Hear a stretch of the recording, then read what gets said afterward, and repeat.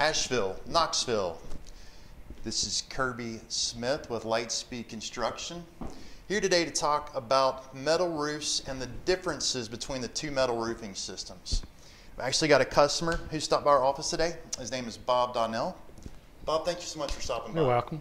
Thank you for, talking to me about my roof. Hey, you're about to be a celebrity, man. A roofing celebrity anyway. I guess our audience, honestly, we get almost a call every single day. And it's no offense to customers, it's of the uninformed customer saying, I want a metal roof, or I want a tin roof. Can you tell me a little bit about why you chose metal roofing? So I guess maybe an uninformed customer in a sense.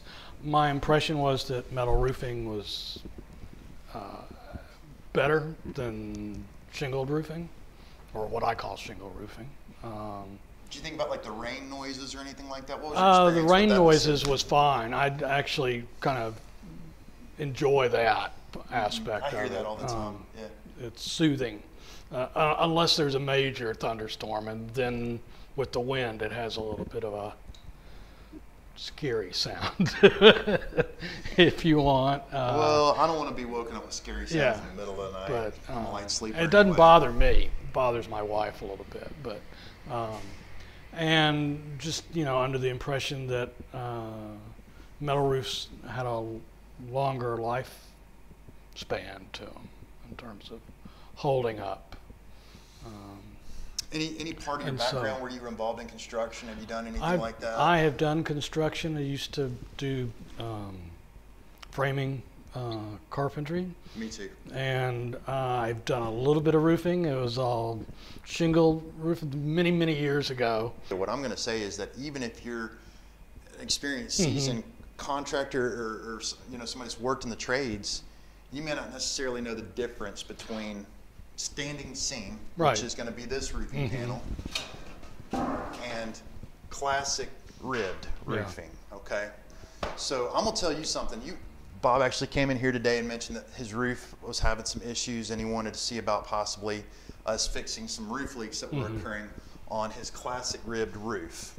And so classic rib, the big difference that we've seen is that to fix this roof right here to the actual structure of the home, you will put gasket screws, and they will have neoprene washers, and you screw the gasket screws, you face screw them on, so the screws are actually exposed all over the roof. Lightspeed Construction got out of the business of installing this particular material about 5 years ago because I never made a ton of sense out of putting a brand new roofing material down and then sticking 10,000 holes in it. Yeah, it just never made a ton of sense for me. So what I can mention about classic rib is that it's a cheap metal roof. And by cheap, what I mean is it's cheap. It's inexpensive, but unfortunately it's also cheap. You have problems with the screws, which you're experiencing after maybe 7 years. So, yep. You built the home and then put the metal roof on. So 7 years, and then had screw failure. There's multiple leaks that are occurring in your roof. Yep. Okay. Well, that will definitely, hopefully, end up being a service call type thing, a smaller repair for us. But we'll definitely get out and take a look at it. And I guess for our audience as well, there's going to be two types of metal roofs. Classic ribbed, you see the screws, 29 gauge typically, and standing seam, which is a 26 gauge weight or lower, sometimes 24 and possibly even 20 weight.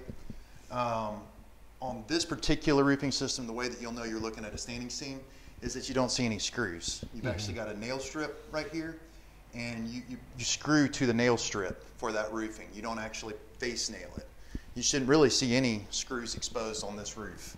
The big downside about this is that it's usually 2 to 3 times more expensive than a classic ribbed or a shingle roof for that matter. So, but some folks, a lot of times you see maybe like on government buildings, on post offices, on banks, on schools, places where they don't want to have to be roofing every 25 or 30 years. And this will last a long time, but I haven't found a ton of people that are interested in being that roof board. So we just don't sell a ton of it. But well, anyway. I mean, I just wasn't, familiar with it in terms of the difference was when, as we talked a little bit about earlier, this is what I see where I live. And it never occurred to me that there was a difference in terms of how those fit together.